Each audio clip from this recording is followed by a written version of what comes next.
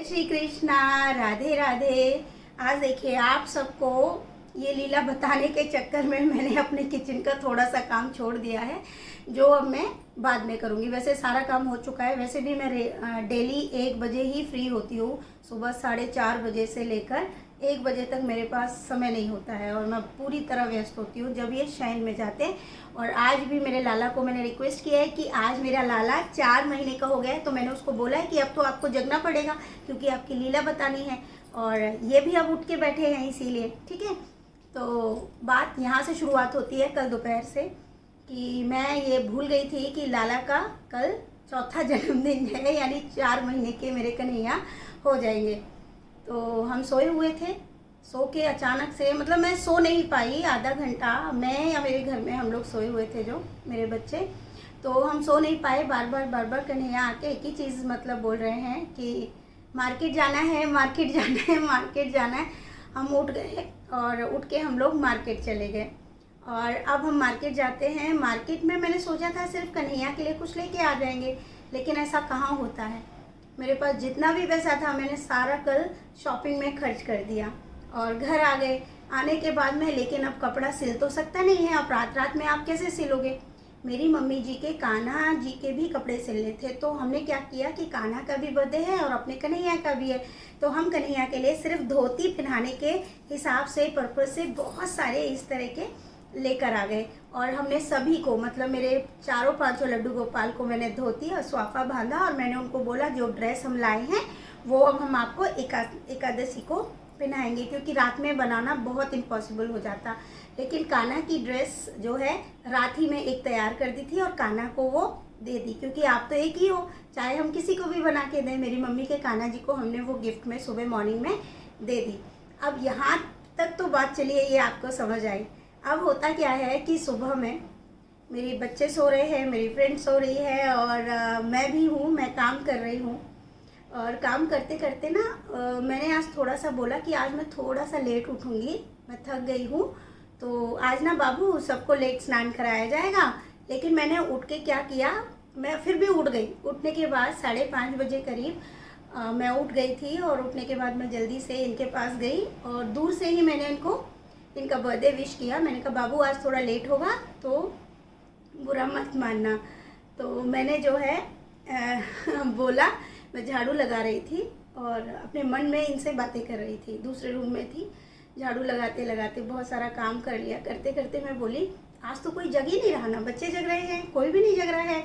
तो मैंने कहा कन्हैया, अपने मन में ये बात चल रही है, कन्हैया जाओ और सबको बताओ कि आज तुम्हारा बर्थडे है और जाके सबको जगाओ और उनको बोलो। तो कन्हैया जाता है और कन्हैया जाके मेरी फ्रेंड को एकदम से, सोचिए 5:45 बजे करीब वो सपना देता है। एकदम से जाता है कन्हैया और क्या बोल के आता है, आज मेरा जन्मदिन है गाना बजाओ। कौन सा गाना, और उस पर खूब नाच रहा है। गाना कौन सा है, लड्डू गोपाल मेरा लड्डू गोपाल। और इस गाने पे जो जो चीज़ें हो रही हैं उन चीज़ों की वो फरमाइश करता है। तभी अचानक से मेरी फ्रेंड उठ जाती है और मुझसे कहती है कि अरे कन्हैया ना ऐसे ऐसे आया, उसने मुझे ऐसे ऐसे बोला। तो मैं बहुत हंसी कि मैंने कहा कि मैंने ही तो कन्हैया को बोला था कि कन्हैया जाओ और सबको जगाओ। मेरी बेटी भी आई, वो कह रही मम्मी कन्हैया ना बार बार सो नहीं। मैंने कहा तुम लोग उठ नहीं रहे हो ना, इसीलिए वो गया। और उसने तुम सबको बताया कि आज उसका बर्थडे है और उसने ये भी बताया कि, तो ये गाना मेरे बच्चे ने गाया। और गाने के बाद इस गाने में जो जो लाइन्स थी, यानी कि उसको जो खाना था, लाड से उसको प्यार करो, उसको क्या क्या चीज़ चाहिए वो सब मैंने बनाई। और उसको मिट्टी के बर्तन में ही खाना खाना था, तो मैंने उसके लिए वो वेज बिरयानी भी बनाई। और मतलब बहुत सारी चीज़ें, उसको गोलगप्पे दही वाले बहुत पसंद है जो राधा रानी बनाती थी, मैंने वो भी बनाया। ये सारी चीज़ें, ये लीलाएँ जब वो करता है और जब मैं सुनती हूँ या मुझ तक जो भी मैसेजेस उसके आते हैं या मैं जो सपना देखती हूँ, ये सब मतलब मैं क्या बताऊँ, इनके बिना शायद जीना बहुत मुश्किल हो। और मैं ये भी नहीं जानती कि ये स्वप्न प्रभु कब तक देंगे, ये सब मैसेजेस कब तक देंगे। लेकिन चाहती हूँ कि ये हमेशा बने रहें और आप सब तक भी ये मैसेजेस मैं देती रहूँ, ताकि आप सबको भी ऐसे अनुभव प्रभु दे, ज़रूर दे। यकीन मानिएगा, प्रभु की ऐसी लीलाएं सुनकर ना आप सोच नहीं सकते कि जब वो नाचते हैं तो वो कैसे लगते हैं। वो किस तरीके से बताते हैं, छोटा सा है लल्ला मेरा कर तब करे कमाल। तो सोचिए जब ये नाचते होंगे तो कैसे लगते होंगे, अंदाज़ा लगा के देखिए। जब ये यशोदा मैया को इतना परेशान करते थे, तो मैं तो सच बोलूं, इनके छोटे छोटे भाव जो हैं वो दिल में मन में इतने अधिक इनके प्रति आते हैं कि वो रुकने का नाम ही नहीं लेते। आप इनसे ज़्यादा देर दूर नहीं रह सकते। यकीन मानिए, अगर मेरा बस चलता तो मैं क्या बताऊं, जो इनको चाहिए वो मैं पूरा करने की पूरी कोशिश करती हूँ। और प्रभु हमेशा आपकी परीक्षाएं लेते हैं। दुख में भी प्रभु को कभी मत भूलिए, क्योंकि वो आपका साथ कभी नहीं छोड़ते। बस हमारे कहीं ना कहीं कर्म कुछ ऐसे रहे होंगे जिनके कारण हम दुखों से परेशान हो जाते हैं। तो आज की लीला जो है इतनी प्यारी है। आप सोचिए, खाने की भी बात आई। अब मैं खाना बना रही हूँ, मुझे समझ नहीं आ रहा उनको क्या खाना है। अचानक से दिमाग में मिट्टी के बर्तन लाओ, मिट्टी के बर्तन लाओ। अब यकीन मानिए मैं उठ कर जाती हूँ और मिट्टी का मटका लेके आती हूँ। और ये सारी चीज़ें अब सोचने के लिए तो, कहने के लिए तो बहुत सारे लोग ये भी कहते हैं ये क्या पागलपंती है, लेकिन ये पागलपंती नहीं है। ये आप जब करने बैठेंगे ना, आप सोच नहीं पाएंगे। मेरा जो है सब इनका है। अगर मेरे शरीर का एक एक हिस्सा भी मैं इनको दे पाऊँ ना, तो ये भी बहुत बड़ी बात होगी मेरे लिए। ये मेरे भाव है। बहुत मैं नहीं समझा पाती, मैं बोल भी नहीं पाती हूँ कुछ चीज़ें तो। और कभी कभी ये अफसोस भी होता है कि काश कि ये चीज़ मुझे बहुत पहले पता चल जाती। काश कि मुझे ये पता चलता कि ये प्रेम प्रभु ने पहले दिखा दिया होता, पहले ये सारी चीज़ें मुझे पता चल जाती, तो इतनी उम्र ऐसे ही ना गुजर जाती, ना जाने ज़िंदगी कुछ और होती। लेकिन फिर बाद में उन्हीं की कही हुई एक बात समझ में आती है कि जो होता है उसका एक निश्चित वक्त होता है। हमारे जीवन के बहुत से प्रारब्ध ऐसे होते हैं जिनके कारण आप करते हुए भी कुछ नहीं कर पाते हैं। तो प्रभु से प्रेम करना, निस्वार्थ मन से आप प्रेम करिए। मैं आपसे सच बोल रही हूँ, प्रभु आपके मन की, आपके घट घट की एक एक बात सुनेंगे। आप जैसा चाहेंगे वैसा वो आपको देंगे। किसी को धन दौलत चाहिए, उसको धन दौलत देते हैं।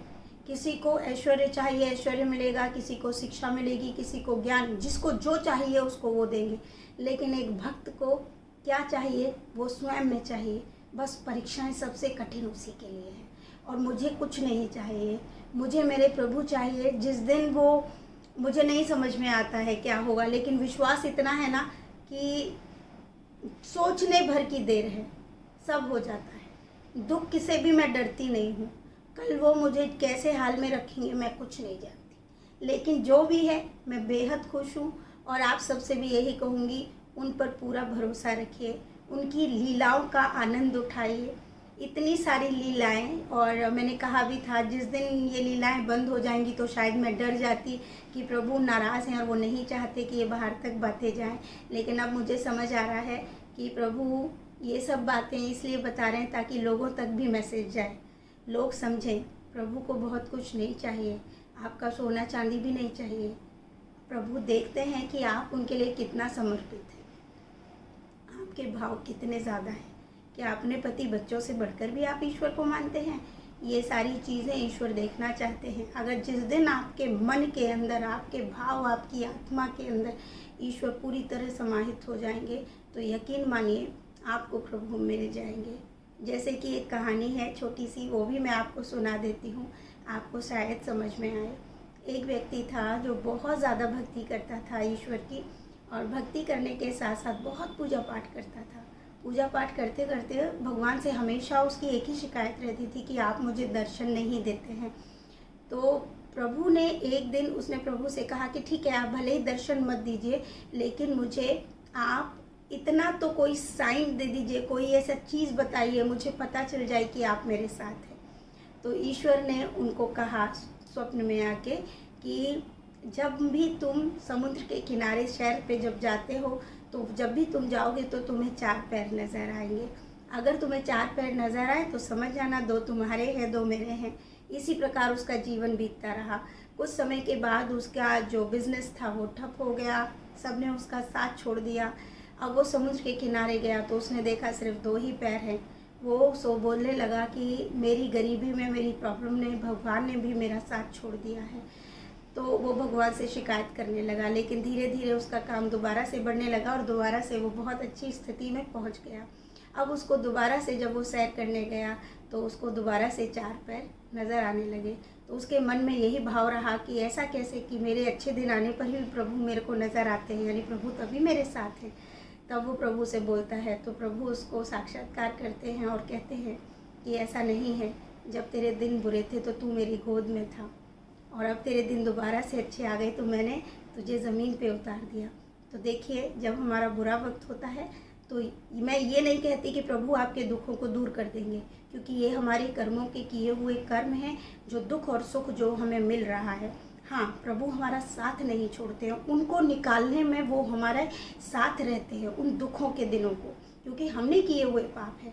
पापों को अगर वो इस जन्म में कम कर देंगे तो नेक्स्ट जन्म फिर तैयार है। तो वो चाहते हैं कि पूरी तरह से हम उससे अलग हो जाएं, और इसलिए वो हमारा साथ देते हैं और हमारे जीवन को उन कर्मों से, बुरे कर्मों से निकालने के लिए, हमारे दुखों से निकालने के लिए हमारे साथ खड़े रहते हैं, और उतना ही दुख वो स्वयं भी सहते हैं। तो दोस्तों, दुखों में प्रभु को कोसना नहीं, दुखों में प्रभु से ये मत कहना कि आप मेरे दुख दूर कर दो। प्रभु दुख दूर नहीं कर सकते। आप समझिए, ये हमारे कर्मों के किए हुए कर्म है, और ये नियति है कि जो किया है वो आपको भोगना पड़ेगा। ये मृत्यु लोक है ही ऐसा। यहाँ पर स्वयं ईश्वर को भी अपने बहुत से कर्मों को भोगना पड़ा था। जब ईश्वर ने दुख भोगे हैं तो हम तो मात्र इंसान हैं। तो समझने की कोशिश करिए और हरि नाम जपते रहिए, प्रभु को बहुत सारा प्रेम करिए, लेकिन निस्वार्थ मन से। राधे राधे।